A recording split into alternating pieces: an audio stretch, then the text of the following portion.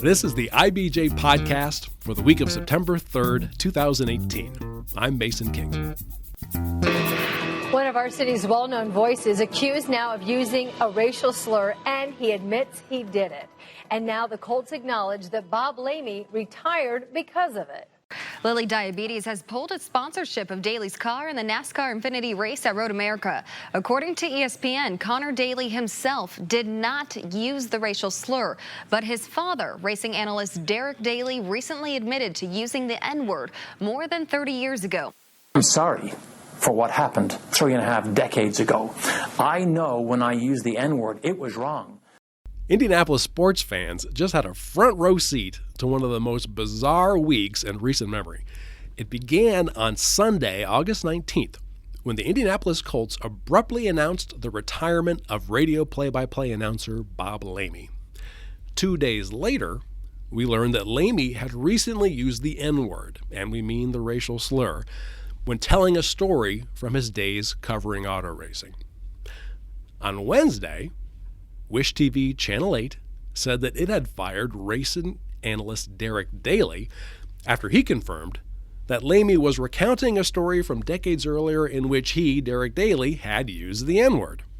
Then, on Friday, the dominoes dropped on race car driver Conor Daly. Derek's son, Eli Lilly and Co, had agreed to sponsor Conor in a NASCAR race that weekend, but at the last minute pulled its signage from the car because it felt that his father's comments had become a distraction.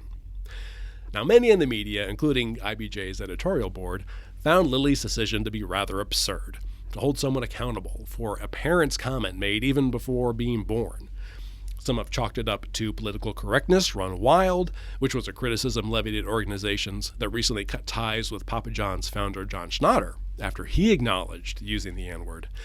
Now, here at the IBJ Podcast, we wondered if it wasn't more indicative of the power of social media and how skittish corporate sponsors have become about the potential for being linked to sordid comments or actions and suffering a social media backlash. So, we talked with two local experts in marketing and corporate sponsorships about Lilly's reaction, the influence of social media, how the corporate sponsorship landscape is changing, and Channel 8's firing of Derek Daly. And they definitely had different approaches to looking at these issues. The first interview is with Bruce Bryant. He's president of Promotus Advertising. He also was black, which ends up being germane to that discussion. Here's Bruce.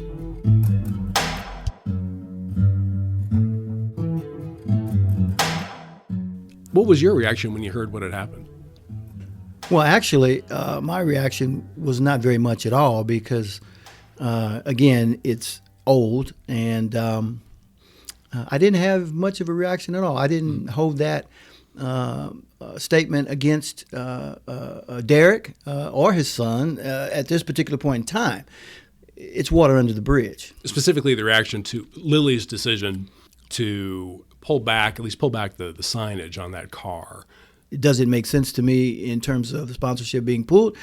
Not really. Again, I think that they overreacted, but in light of the current situations that we find ourselves with social media, how issues are judged, I do understand Lilly's point of view. It's not worth the risk of backlash. Unfortunately, that's the world that we live in. That kind of leads me to the main question of, is this decision by Lilly somehow indicative of how much more sensitive sponsors have become to being connected in some way to, it could be a scandal, it could be insensitive comments, it could be violence, it could be sexual impropriety. I mean, is that something that we're seeing now, them getting a lot more sensitive to that sort of thing? Yes, absolutely. The climate in which social media exists today is very risky. Lilly probably decided that a sponsorship of a car was not that important to their overall goals and marketing strategy. So the risk certainly outweighs the benefits at this particular point in time. So I can understand them pulling back from that point of view. My concern and my discord about the whole situation is that we have trained an audience, we've trained a generation that they have the power to judge indiscriminately on social media. That is disturbing because it unfairly targets, it unfairly comes to a conclusion of guilt, and unfairly awards punitive damages. And I think we, business and media, has basically trained this particular audience that is their right and power to do so. When the first sponsor canceled contracts with either celebrities or companies because of a social issue, that unlocked the door to Pandora's box. Now we are all judged and under discretion to the ethereal they. And I've used the term social media is sort of like a nuclear reactor. If it's used properly, it can power and leverage some tremendous, social equity and value. Make one mistake, you have an explosion. So it's really a very risky proposition these days. Yeah. So as somebody in the business, or part of your business is helping set up these kinds of relationships, how much more difficult does that make your job? Very difficult. Again, when you look at sponsorships, you try to get involved with something that you think you can leverage the halo effect of being associated with a person, a race team, sports team, and or cause. Do it the wrong way, it turns against you. And now you've alienated a whole group of people that are very passionate about the cause, the organization, whatever, and they turn on you. And passionate people are usually the ones who take the time to bad mouth organizations, companies, and or people on social media. So when you're really thinking through these kinds of opportunities, you really must weigh what's the value versus the potential risk.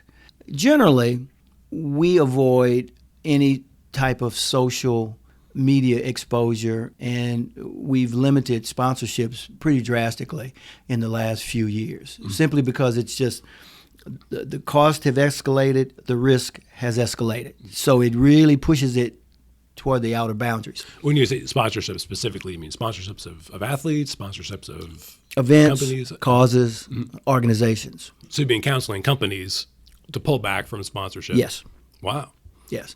Again, the cost has escalated and the risk has escalated. Yeah. You never know what might happen. And Papa John's is a great example. There's buildings that don that moniker.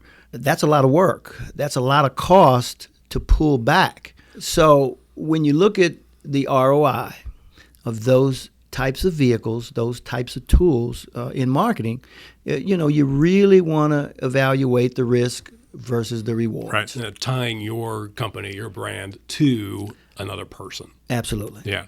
That's what I was thinking when I was considering this was, is it really possible to vet somebody for the kinds of things that can happen? Well, it's almost impossible to vet. Yeah. Obviously, you do your due diligence. But most of the hot items are dynamic. In this particular case, it was decades ago. But generally, the kinds of issues that really blow up are dynamic. They are real-time happening. Again, that may be the value of social media, and that could be the curse of social media. So it's really hard to vet it to the point of eliminating a lot of the risk. It brings to my mind the Pepsi association with Kendall Jenner. Yes. Yeah. You would think that it would be safe to say that we're on the side of people having the freedom to speak their voice, to protest, to march for equal rights, equal pay. Who would have guessed that somebody would say, yes, but it's not ingenuous, and therefore it makes you a villain? And so, again, you're sitting at the strategic table. Certain things make sense at that point, but who knows the mind of some individual and how they view things. And the thing about it is that there's probably equal numbers of individuals that share that perspective as well as don't. The thing about it is the ones that don't keep silent. The ones that do, That's right. Yeah. Or nobody wants to be on the receiving end of somebody's Twitter campaign. Well, again, when you get to the point of where Twitter, Facebook, Instagram is on fire saying, I would not do business with that company or that brand because of some, it may be even exaggerated, social malice or malfeasance, you don't want to be on the receiving end of that. Now, if you do find that, like, maybe an athlete, we'll just use sports as Sure. an example, that there is something sordid in their past, is that just an automatic hard no, or is there a statute of limitations on some stuff? No, There's that's not. a hard no. Mm-hmm. No statute. Yeah. As you can see with the Daly thing, there's no statute. Right. Four decades, you would think. No, there's no statute. Yeah, so I would assume the N-word, no-go. It's a no-go. Yeah. Now, it's interesting because I was watching LeBron James has a show on called The Barbershop, and he has celebrities discussing these issues. And one of the artists, Snoop Dogg, was actually explaining that there is a reasonable context for the N-word, how he grew up and in the hip-hop world. But for corporations, it's a no-go. There's no explanation that is valid from a corporate level, a brand level. So, again, when you look at, we've done a lot of sponsorships for, for concerts and performers. If a band is risky, if the lead singer, if one of the members, has a reputation of risky behavior, today, that would just be a flat-out no-go.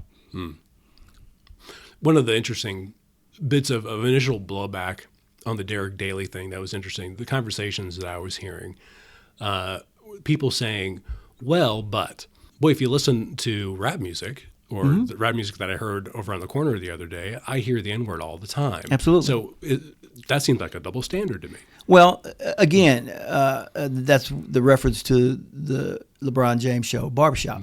The explanation is you look at context, and I'm a firm believer of context. Being someone who creatively produces ads, creatively produces content for social media.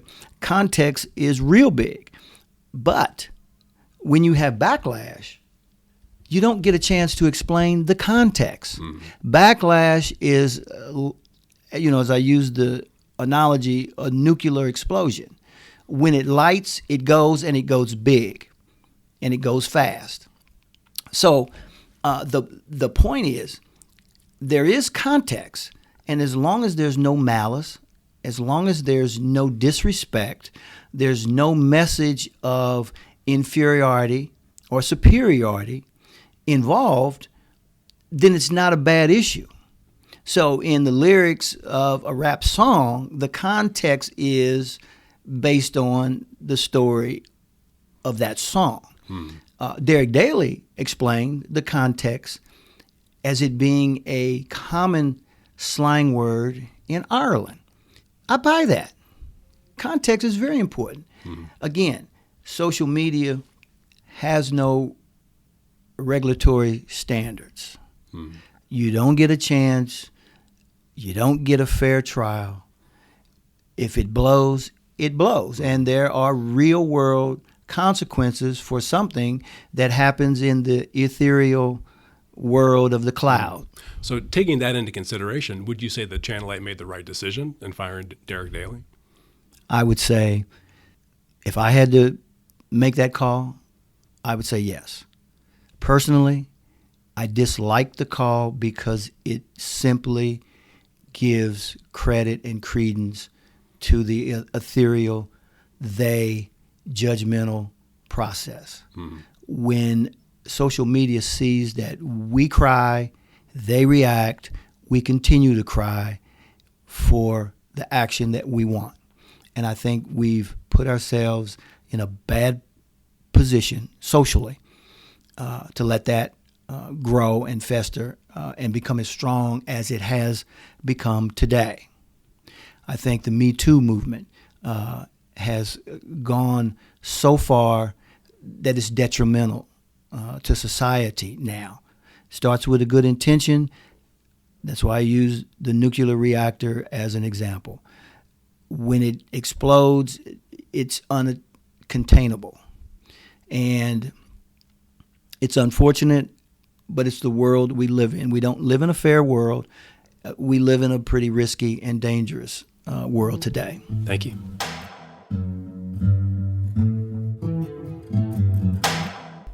Again, that was Bruce Bryant, president of Promotus Advertising. Next, I spoke with Ken Unger, president of the sports marketing firm Charge. For the record, he is white. Here's Ken. So Lilly was pretty roundly criticized, I think, in the media for overreacting, though not by Conor Daly. And I'm just curious, first, when you heard about this, what was your first reaction? Yeah, this is very unusual for an athlete to be penalized for the statements of a relative. Yeah. While we've seen this in terms of morals clauses and things of that nature involving athletes and actions or statements that they make, in my history in sports marketing, I've never seen this applied to a statement of a father being subject to the termination of a son's endorsement agreement. Do you think that it was an overreaction, or can you understand kind of what Lilly was trying to get at there? You can see both sides, but Lilly is signing up to market its product, and so it's using a racing sponsorship to do that. So in their view, if there's any negative publicity that comes from whatever activity involved in that, they didn't necessarily sign up for that. However, from Conor's point of view, he did nothing wrong. He was born many, many years after the statement was made by his father, and so I do believe that Lilly overreacted to that. In fact, if you balance the equities of it, by doing what Lilly did, they've actually brought more attention to this, more negative attention to this for themselves than had they simply said, this was his father apologized, it has nothing to do with Conor, we're going racing on Saturday. Right. If you had been advising them, is that the direction that That's you would exactly what I would have advised them to do. In a wider scope, though, is this decision, is it indicative of how much more sensitive sponsors are today to being connected to any kind of potential scandal or insensitive comments or sexual violence or sexual impropriety? I think there's a couple things going on. So one, going back to Tiger Woods, he really started a new era in skittishness of sponsors regarding the behavior of athletes. So before then, there were morals clauses and there were terminations based on bad behavior by athletes and celebrities, by their sponsors and endorsing companies. But that really raised the stakes in terms of these companies having huge investments. Lance Armstrong, Tiger Woods, Maria Sharapova, multi-million-dollar contracts, huge investments in advertising campaigns. So when the Tiger Woods events happened 8-9 years ago, that really kind of shocked the corporate world. So there was a real sensitivity after that going forward to the behavior of celebrities and athletes. Now, combine that with social media, where you have instantaneous positive or negative reinforcement about the brand and their association with an athlete or celebrity in scandal, and you have not only sensitivity, but lightning quick responses. Is it worth it at this point? I mean, somebody who just has a sterling record, no indication of any kind of sordid past, could just say the wrong thing. That's a great question, and the way I'd respond is Air Jordan is a multi-billion-dollar franchise of Nike. Was it worth them associating with Michael Jordan? So obviously that's the biggest example on the positive end, but going back to 1905, which was the first athlete endorsement, where the Louisville Slugger Company hired Honus Wagner to endorse their bats. So going back to 1905, companies have used athletes to endorse their products commercially. Is it worth it? Absolutely, or they wouldn't have been doing it for over 100 years. Yeah. Here's a question that just occurred to me now that you brought up Honus Wagner. Who are some athletes in the past who had great endorsement deals that would not have a chance? Would not have a chance today. I don't know. Would be untouchable. I don't know, because hindsight's always 20/20. Yeah. But certainly the standard of political correctness has kind of shifted. So I'd go back in my generation. I'd go back to Joe Namath. Mm-hmm. So Joe Namath was known at the time as being a bit of a playboy. And to a certain extent, that was viewed by his commercial partners as something of a positive, because it was exciting at the time in the late 60s, early 70s. But right now, that type of behavior is kind of frowned upon. Yeah. So I would say that that would be an example that I would pick up as somebody. Wow, like that. That's interesting. Yeah. That even just being seen as a ladies' man is potentially a negative. Well, there are a lot of athletes with a lot of examples of a lot of different behavior that it was different at the time as it is now. So shifting cultural standards, you have to take it as it is in the time period that it happened. But I think today there is a very, very high level of scrutiny to not have any negative behavior rub off on the brand. Have you been in a position to tell a potential corporate sponsor, this isn't worth it? Yeah, we have participated in those discussions, and we've participated in discussions about vetting athletes. And so we have advised clients on occasion to pass on certain relationships. Let's say that you do find something sordid in the past of an athlete. Is there a statute of limitations on some stuff? It really depends on what it is. Mm-hmm. So typically, you look at the severity of the action. Was it a mere mistake of judgment? Was it something that crossed the line criminally or evidence of moral turpitude? And so you look at the severity of it. Also, sponsors will look at, was there an act of contrition afterwards? So you look at an athlete like Michael Vick. Mm-hmm. So Michael Vick was convicted of his activities related to dogfighting. Was sentenced to jail, served time in jail. His sponsors left him. But there was this act of contrition afterwards. He committed to working with the ASPCA and the Humane Society of the United States in highlighting the negative outcomes associated with dogfighting and its immorality and those types of things. So he really tried to set the record straight in terms of what's right and what's wrong. So sponsors would look at that as something that, to err is human, to forgive divine. And would our audience, would our customers also forgive that person? So those are the kind of considerations that go into deciding if someone is reformable as an endorsement partner. Did Michael Vick end up actually getting some kind of endorsements after that? Yeah, so he came back. He obviously came back to the NFL, and he did attract investment by sponsors after that. But nothing that was at the level of his before the troubles began in his career and his life. Yeah. You mentioned Tiger Woods, too. I mean, Tiger had, I can't even imagine what the figure was. I mean, at the time, 2008 or 2009, I hesitate even to describe the trouble that he had. It's tens of millions of dollars. Tens of millions of dollars. And then he lost some of those. And now there seems to be a new excitement about Tiger. Yeah, it's a long road back for him. And again, sponsors look at what does the road back look like? Did he continue to act in a way that caused him to lose his sponsors in the first place? And they evaluate, what does an audience feel about Tiger Woods? All of those things together, he is coming back. Obviously, his career slowly he hasn't attained the heights that he has on the golf course before.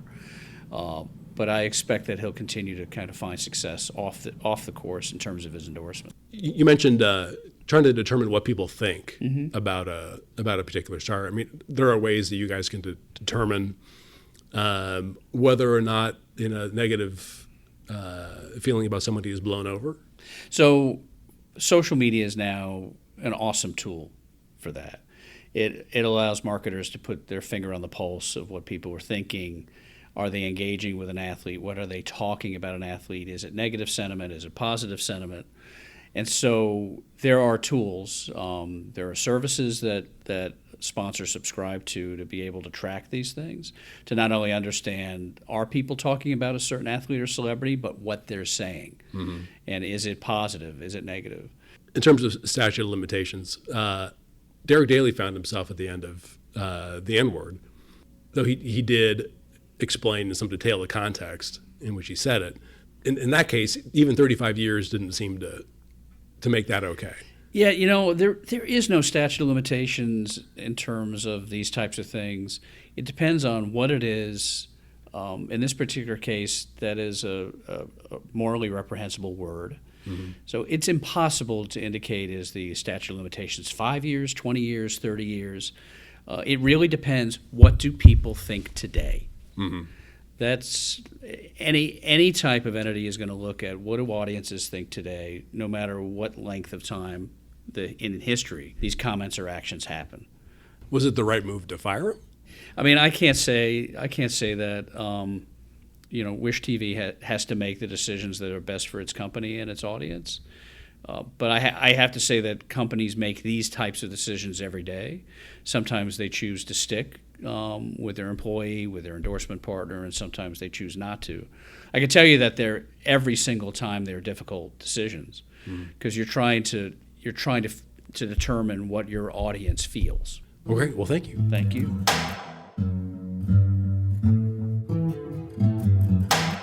My thanks again to Bruce Bryant and Ken Unger. You can check out the IBJ editorial board's take on Lilly's decision in this week's edition of IBJ.